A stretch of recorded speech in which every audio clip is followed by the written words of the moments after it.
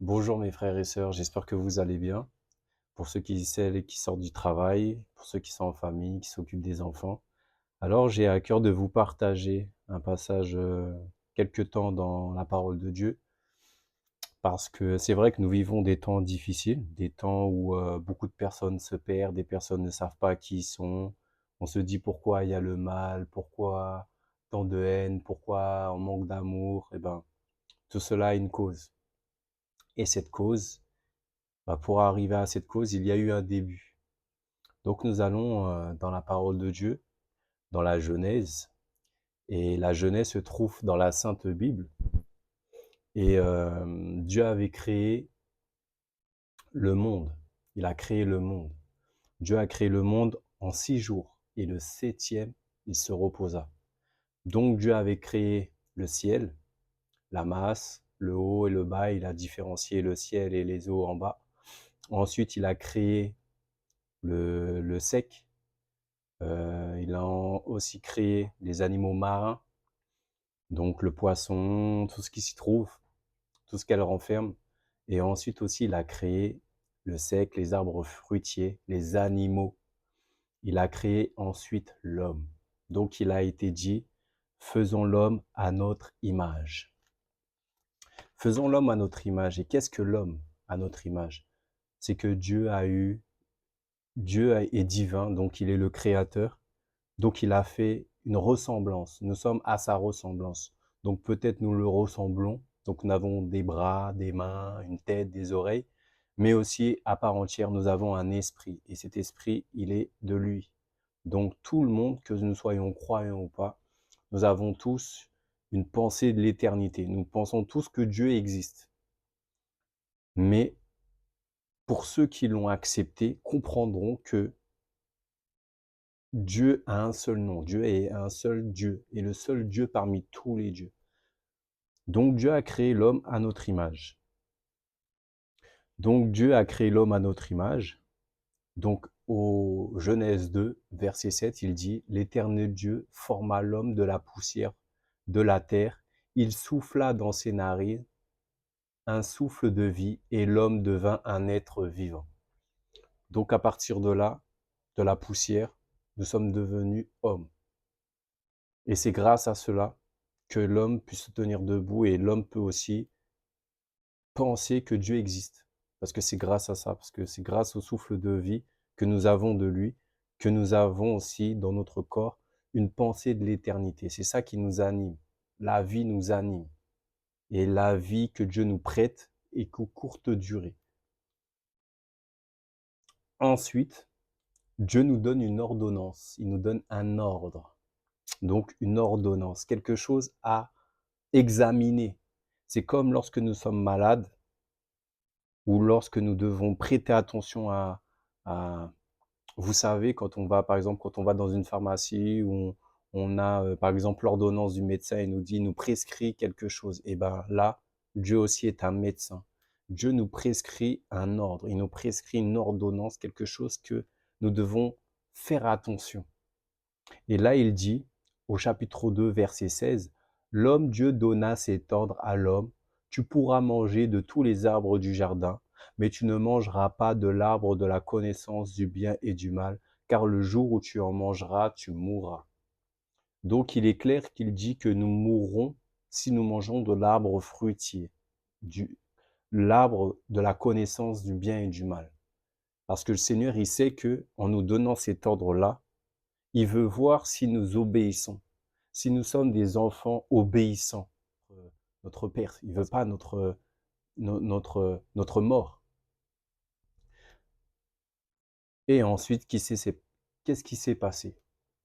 Eh bien, Dieu nous a donné aussi une aide semblable. Dieu donne une aide semblable à l'homme. Donc, il est dit dans chapitre 2 au verset 17, l'Éternel Dieu dit, il n'est pas bon que l'homme soit seul. Je lui ferai une aide semblable à lui. Donc, Dieu a bien créé la femme à partir de l'homme. Et nous irons plus loin pour avoir plus de détails. Au Genèse toujours, chapitre 2, au verset 21, il est écrit, Alors l'Éternel Dieu fit tomber un profond sommeil sur l'homme qui s'endormit. Il prit une de ses côtes et referma la chair à sa place. Au chapitre 22, l'Éternel Dieu forma une femme de la côte qu'il avait prise de l'homme et il l'amena vers l'homme. L'homme dit au verset 23, pardon, il dit, et l'homme dit, voici cette fois celle qui est os de mes os et chair de ma chair. On l'appellera femme parce qu'elle a été prise de l'homme. Donc le Seigneur a bien créé la femme à partir de l'homme. Et la femme est une aide semblable à l'homme. Ce n'est pas un Dieu, ce n'est pas quelqu'un que nous devons vénérer. C'est vrai que nous devons avoir du respect envers cette personne, mais cette personne est une aide semblable. Donc ça veut dire que Dieu a créé d'abord l'homme, ensuite Ève, la femme, à partir de la côte de l'homme. Et Dieu nous a demandé aussi une ordonnance. Ne pas oublier cette ordonnance qui nous coupe, qui fait que si nous écoutons pas cela, ça nous coupera de la communion de Dieu. Et ça, c'est quelque chose que nous ne devons pas avoir. C'est comme un vide. C'est comme quelque chose que nous voulons. Vous savez, quand on a un vide, on veut le combler par différentes façons. Ça peut être l'alcool, la bière ou enfin toutes sortes de choses, des passe-temps inutiles, mais qui nous font toujours revenir à la case départ. Et on pense qu'on se sent bien sur le coup, peut-être, mais à la finalité, non. Parce que ce vide est, vous savez, aussi est spirituel. C'est un vide qui peut être aussi éternel. Nous sommes coupés du divin. Donc forcément, dans la nature humaine, nous sommes coupés de quelque chose qui nous manque en fait. C'est comme une pièce d'un puzzle. Et quand on n'a pas cette pièce de puzzle, bah, le puzzle, il manque. Il n'est pas terminé. Il manque quelque chose. Et ben, avec Dieu, c'est ça. Il nous manque quelque chose. Il nous manque quelque chose qui peut nous combler notre cœur, qui peut nous remplir de quelque chose d'agréable, de divin. Et ben, c'est Dieu. Ensuite, il y a une tragédie qui se passe, c'est que lors de la désobéissance, si on n'écoute pas Dieu, bah c'est quelqu'un d'autre qui voudra nous parler à notre place. Et là, il nous fait la présentation d'un être vivant, d'un animal qui est rusé. Et c'est le serpent, parce que le serpent était le plus rusé de tous les animaux que Dieu avait créés. Alors on se demande pourquoi Dieu a créé ces choses-là, parce que Dieu a créé toutes choses bonnes. Dieu ne se dit pas qu'il y a quelque chose de mauvais, mais Dieu nous donne des ordres aussi, il nous donne des instructions. Et c'est à nous de les écouter. C'est à nous de prendre conscience que les conseils qui nous a été donnés ou les ordres qui nous a été donnés, c'est pour notre bien. C'est pas pour décorer, ce n'est pas pour juste être là comme ça. Non, c'est pour notre bien, pour savoir est-ce que nous sommes obéissants, est-ce que nous ne sommes pas obéissants. Est-ce que nous voulons écouter Dieu, est-ce que nous ne voulons pas écouter Dieu. Et cela, nous allons tous le savoir. Et là, dans Genèse 3, au verset 1, il dit, le serpent était le plus rusé de tous les animaux des champs que l'Éternel Dieu avait fait. Il dit à la femme, Dieu a-t-il réellement dit, vous ne mangerez pas de tous les arbres du jardin? Le serpent encore était le plus rusé. Donc, il a repris les paroles de Dieu, parce qu'il était là. Ça nous explique que le serpent était là lorsque Dieu a parlé à Adam et Ève. Il était là aussi quand ça nous montre aussi qu'il était là lorsque Dieu avait créé la terre et tout ce qui s'y trouve. Il était là. Il savait. Donc, lorsqu'il reprend les paroles de Dieu, il fait bien comprendre que est-ce que la parole de Dieu est vraie? Est-ce que le Créateur est vrai? Est-ce que ce qu'il a dit est essentiel, est vrai et important? Il a repris ces paroles pour détourner, pour façonner ou pour contredire, pour qu'on se pose des questions là-dessus. Or que c'est formel. Un créateur, lorsqu'il dit quelque chose, c'est à l'écouter au doigt et à l'œil. C'est une ordonnance, c'est un ordre. Et là, c'est comme ça qu'il a parlé au serpent. Et il dit, Dieu a-t-il réellement dit, vous ne mangerez pas de tous les arbres du jardin? La femme a répondu au serpent, nous mangerons du fruit des arbres du jardin, mais quant au fruit de l'arbre qui est au milieu du jardin, Dieu dit, vous ne mangerez point. Vous ne toucherez pas, de peur que vous ne mouriez. Alors le serpent dit à la femme, vous ne mourrez point. Mais Dieu sait, le jour où vous en mangerez, vos yeux s'ouvriront et que vous serez comme des dieux connaissant le bien et le mal. La femme vit que l'arbre était bon à manger et agréable à la vue et qu'il est précieux pour ouvrir l'intelligence. Il prit de son fruit et il en mangea. Elle en donna à son mari qui était auprès d'elle et il en mangea. Donc le serpent les a pervertis. Il a contredit la parole de Dieu pour aussi corrompre la création de Dieu.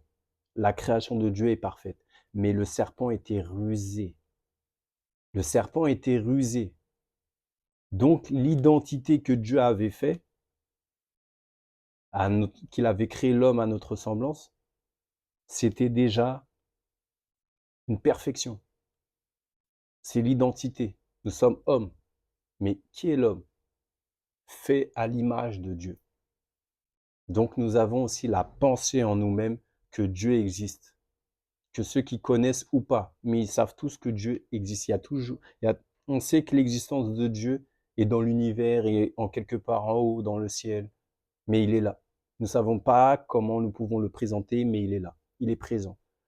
Donc nous avons été faits à l'image de Dieu.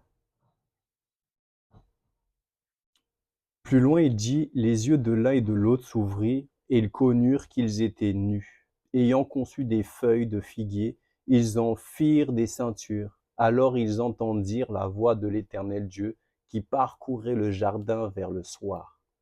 Et l'homme et sa femme se cachèrent loin de la face de l'Éternel Dieu, au milieu des arbres du jardin. Mais l'Éternel Dieu appela l'homme et lui dit, où es-tu? Il répondit, j'ai entendu ta voix dans le jardin, et j'ai eu peur parce que j'ai eu peur, parce que je suis nu et je me suis caché. L'Éternel Dieu lui dit, mais qui t'a appris que tu es nu? Est-ce que tu as mangé de l'arbre dont je t'avais défendu de manger? L'homme répondit, la femme que tu as mise auprès de moi m'a donné de l'arbre, j'en ai mangé. L'Éternel Dieu dit à la femme, pourquoi as-tu fait cela? La femme répondit, le serpent m'a séduite et j'en ai mangé. L'Éternel Dieu dit au serpent, puisque tu as fait cela, tu seras maudit entre tout le bétail et entre tous les animaux des champs. Tu marcheras sur ton ventre et tu mangeras de la poussière tous les jours de ta vie. Je mettrai inimitié entre toi et la femme, entre ta postérité et sa postérité. Celle-ci t'écrasera la tête et tu le blesseras le talon. Voici une conséquence que Dieu nous donne, c'est que il dit au serpent qui était rusé, comme tu as fait cela, il va ramper sur son ventre et il va manger de la poussière tous les jours de sa vie. C'est quelque chose qu'il faudrait aussi souligner, c'est un point important pour connaître aussi son identité, c'est que nous avons été créés à l'image de Dieu. Le serpent a tenté la création de Dieu, l'homme et la femme, il est passé par Ève pour accéder à Adam, parce qu'il a été créé à l'image de Dieu. Donc sachez que l'être humain peut vous séduire par toutes sortes de façons, toutes sortes de ruses. Mais vous qui avez écouté les ordonnances de Dieu, c'est à cela que vous devez garder, c'est à cela que vous devez rester droit, c'est à cela que vous devez écouter. Parce que les conséquences, elles seront grandes. Donc, la communion avec Dieu ne sera plus. La connexion avec Dieu sera rompue. Et comme nous le savons, lorsque Dieu s'est présenté à Adam, Adam l'a pas reconnu, Dieu. Il a eu peur. Pourquoi il a eu peur? Parce qu'il a mangé du fruit défendu, de la connaissance du bien et du mal. Et comme cela venait du serpent le plus rusé, c'est le serpent qui l'a rusé. C'est le serpent qui l'a, si vous voulez, c'est le serpent qui l'a corrompu. Donc, il ne connaissait plus Dieu comme il le connaissait. Parce que la connexion était rompue, a été brisée, a été rompue. Et Adam s'est caché. Adam a eu peur de Dieu. Adam a eu peur de Dieu. Donc il a perdu son identité, il a perdu ce que Dieu lui avait donné. Malgré qu'il lui a donné cet ordre de manger, de ne pas manger, du fruit défendu. Et ça, c'est quelque chose de très important. Ensuite, c'est vrai qu'il y a les conséquences de l'homme, de la femme, que la terre sera maudite, qui mangera la sueur de son front, qui mangera l'herbe des champs. La femme aussi, elle aura ses conséquences, et que comme elle a fait cela, elle enfantera dans la douleur.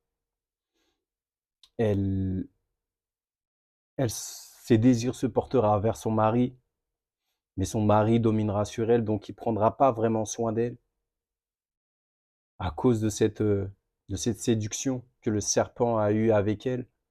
Donc les choses se retournent aussi contre elle. L'homme, puisqu'il a écouté sa femme, il fera, la terre sera maudite à cause de lui. Parce que la femme qui lui a donné ce conseil, alors que c'était Satan, elle lui a induit en erreur. Donc la terre sera maudite.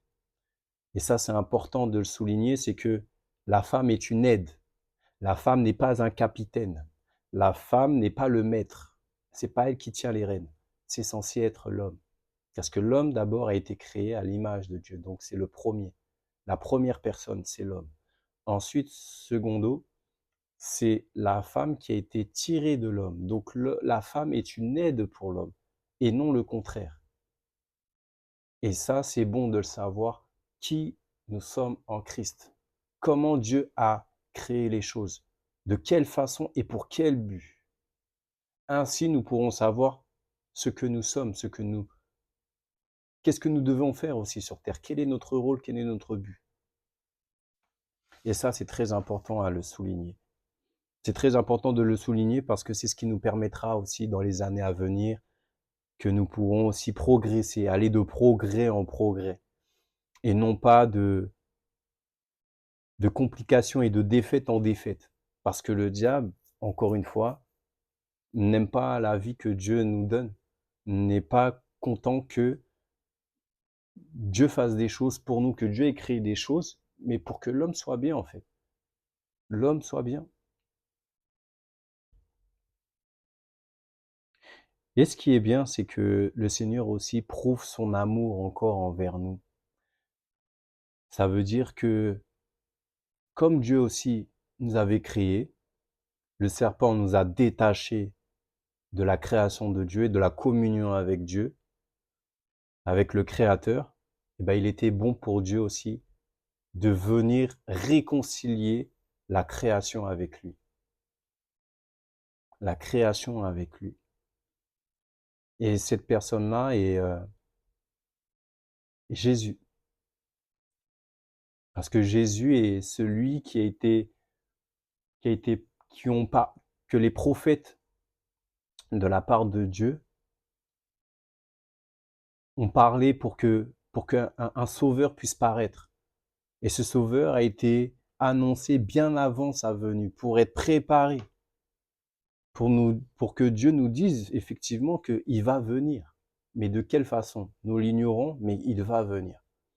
Et c'est bon de savoir son identité encore, parce que cela nous empêchera que dans le monde dans lequel nous vivons, bien que le monde s'est coupé de Dieu, parce qu'on a rempli la terre, Dieu aussi nous a bénis, nous remplissons la terre, mais c'est pas tout le monde qui croit en Dieu. Ce n'est pas tout le monde qui veut plaire à Dieu, qui veut se rendre, qui veut la communion avec Dieu, la réconciliation avec Dieu, et qui veut aussi savoir qui il est en Dieu. Donc Dieu a prouvé son amour en envoyant son Fils pour que nous ayons une réconciliation avec Dieu le Père.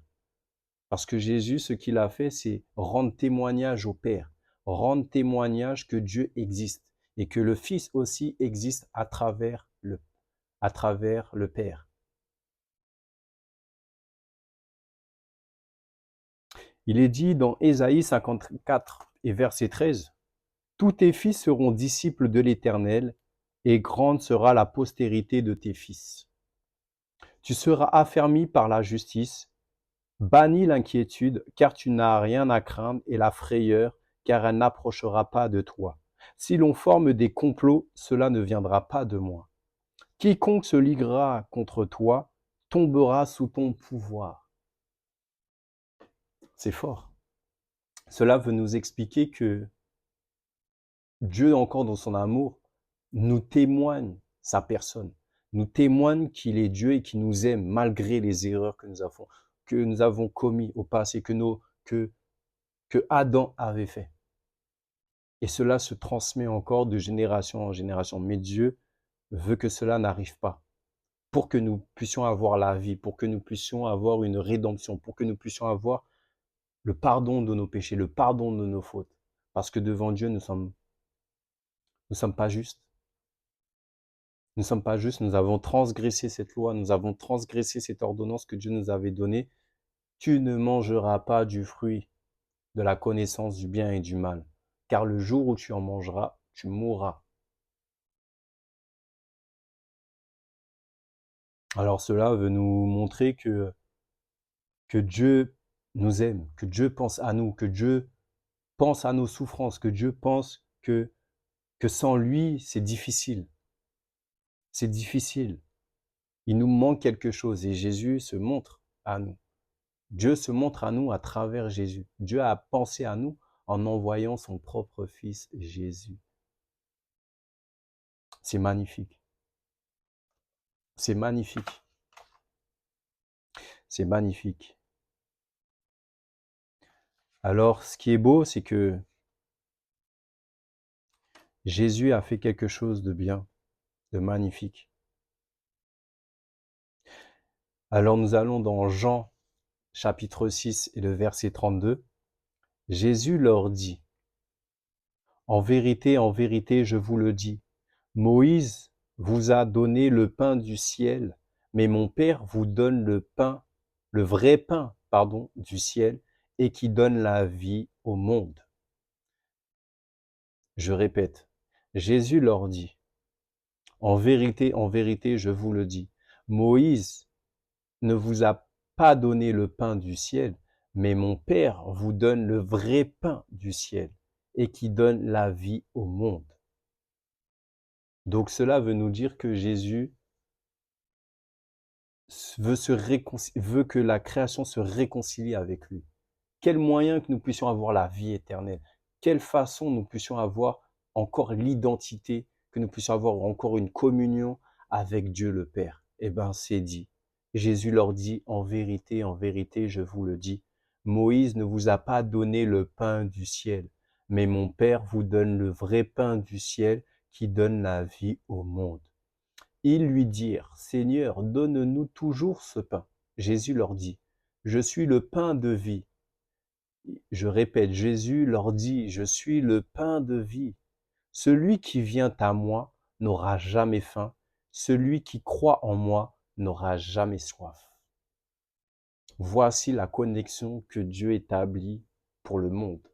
Voici comment Jésus se présente au monde. Il dit qu'il est le pain de vie. La même façon que nous avons désobéi, tu ne mangeras point, par l'ordonnance, tu ne mangeras point du fruit de la connaissance du bien et du mal. À cause de cela, nous avons été coupés de la communion avec Dieu. Nous avons été chassés du jardin. Mais Jésus, dans son amour, a pensé à sa création. Il ne veut pas que l'homme soit loin de lui, qu'il ne vive pas éternellement. Parce qu'il avait dit que si nous mangeons du fruit, nous mourrons, et c'est vrai. Nous n'avons pas la vie éternelle. Or que tout était parfait. Mais comme Dieu est amour, il nous laisse le choix de choisir ce que tu veux. Mais Dieu quand même te donne des ordres. Il te dit, ne mange pas ceci, ne fais pas cela. Parce qu'il y aura des conséquences. Et des conséquences seront graves, peut-être même radicales. Or Jésus a trouvé bon pour toi de te sauver, a trouvé bon pour toi de te ramener à lui, peu importe qui tu es, que tu sois croyant déjà ou pas. Dieu veut se présenter à toi en se réconciliant avec toi. Il veut plaider avec toi. Il veut te soutenir. Il veut t'aider. Il veut se présenter à toi en disant, je suis le pain de vie. Je suis cette personne qui te donne cette vie éternelle. si tu crois en moi, tu n'auras jamais soif. Il dit, pour toi, je suis le pain de vie. Celui qui vient à moi n'aura jamais faim. Et celui qui croit en moi n'aura jamais soif. Donc Jésus prouve son amour en te disant cela. Que tu sois croyant ou pas. Cela est bon de savoir que même si nous sommes croyants, Jésus pense quand même à toi. Jésus, il veut quand même se réconcilier avec toi. Jésus veut quand même te donner la vie éternelle.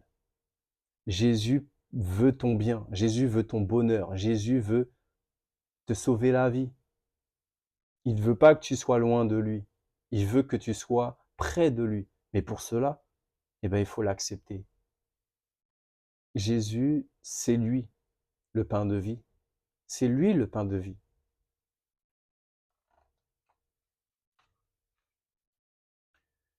Alors,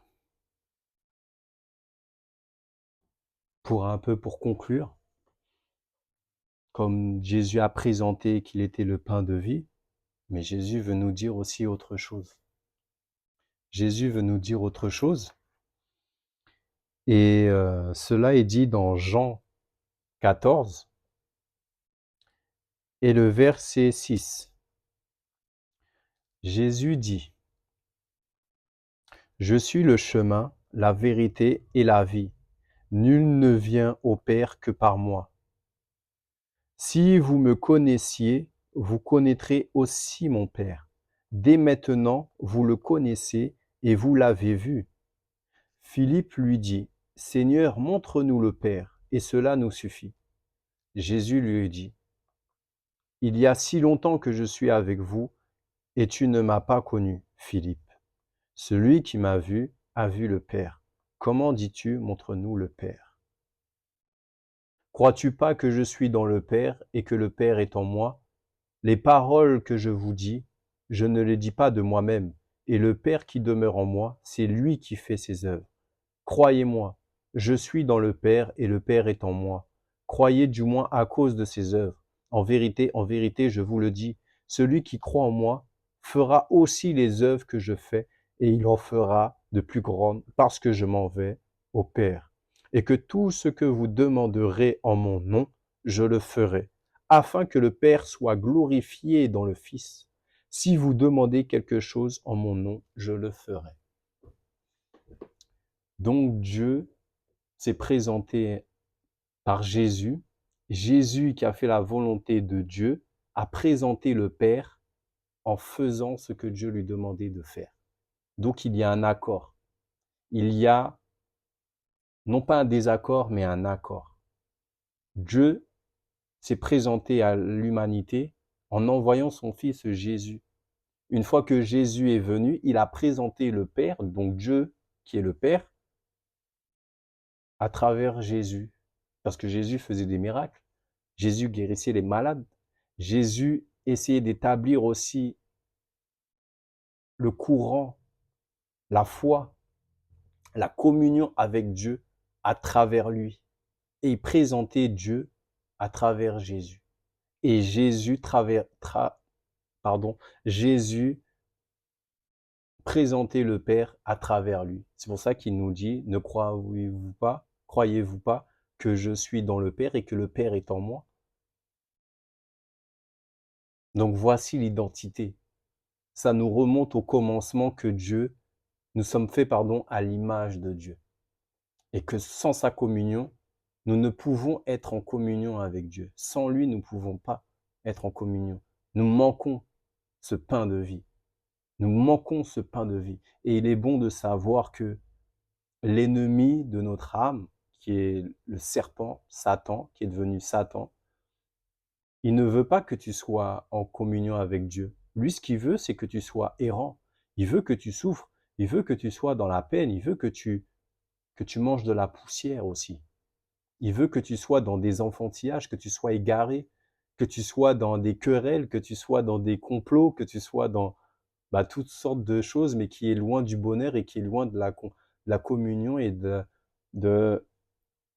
qui est loin de la communion avec Jésus, avec Dieu. Lui veut que tu sois coupé de cela et éternellement.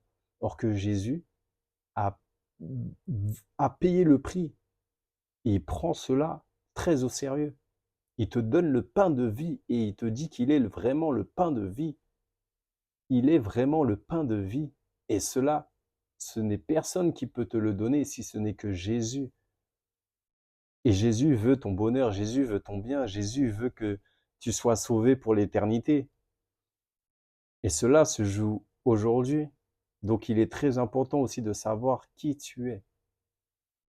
Dès le départ, qui tu étais et qui tu es réellement. Parce que Jésus veut nous faire comprendre que nous avons été. Mais comme nous avons été désobéissants, nous avons été chassés. Nous n'avons pas été obéissants, donc c'est légitime. Mais Dieu a pensé à la faute. Dieu a pensé à ce qui s'est passé. Donc il a trouvé bon de te ressusciter, de te redonner la vie, de te redonner espoir, de te redonner une espérance. Et cela ne devient d'aucun homme, d'aucun être humain, d'aucune personne, d'aucune star, d'aucun objet. Les statues, Bouddha, peut-être des prophètes comme Mahomet, nous entendons, mais ils sont tous morts et il y en a, c'est juste des objets. Mais ces objets-là, ces personnes-là, ils n'ont qu'un souffle de vie. Mais Dieu te donne le vrai pain de vie. Il est le pain de vie. Donc, il est le créateur. Il te présente comme créateur. Il est ton créateur. Il est ton créateur. Et dans l'amour, il a envoyé son fils. Il aurait pu venir tout seul, dans sa gloire, dans sa nature, dans son essence propre. Mais il a voulu témoigner dans l'amour qu'il a un fils, pour que toi aussi tu sois appelé mon fils ou ma fille. Parce que aussi, Ève aussi était là. Elle était une aide semblable. Donc il y a aussi des femmes parmi nous. Et elle veut aussi que tu sois une fille. Il y a des fils et des filles maintenant. Donc Jésus veut ça. Il veut te montrer qui tu es. Il veut te rappeler qui tu es. Et pour ceux qui ne connaissent pas Dieu, savoir que tu es à sa ressemblance. Dès le commencement, tu as été à sa ressemblance. Il t'a créé à sa ressemblance. Est-ce que tu veux rester, est-ce que tu veux redevenir à sa ressemblance? Donc obéissant. Est-ce que tu veux redevenir à sa ressemblance? Est-ce que tu veux devenir obéissant? Ah oui, parce que l'amour que Dieu nous donne, c'est un amour ferme, un amour vrai, un amour sincère. Et cela est réel. Cela n'est pas un mythe, cela n'est pas une chanson, cela n'est pas quelque chose que nous puissions croire comme ça, qui a été dit pour nous faire miroiter quelque chose ou nous donner un semblant d'amour, un semblant d'humanité ou un semblant de divin. Non, Jésus veut vraiment te donner cette identité-là. Il veut te dire, tu étais avant. Tu as été créé de mes mains. Mais comme tu fus désobéissant, je ne puis rester en ta présence. Je devais m'en aller.